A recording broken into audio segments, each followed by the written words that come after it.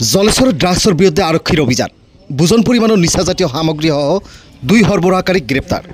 গোৱালপাৰা জিলাৰ জলেশ্বৰ ফেৰীঘাটত আৰক্ষীয়ে অভিযান চলাই বুজন পৰিমাণৰ নিচাজাতীয় কেপচুল আৰু কফ চিৰাপসহ দুই সৰবৰাহকাৰীক গ্ৰেপ্তাৰ কৰে।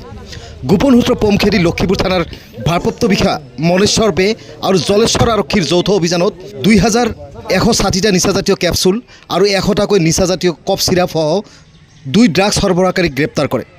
ধৃত সৰবৰাহকাৰী দুটা ক্ৰমে গৌৰুনগৰৰ একৰাম হোসেন প্ৰধানী আৰু শ্যামলবাৰীৰ ৰফিকুল খান বুলি আৰক্ষীৰ সূত্ৰে জানিব পৰা গৈছে।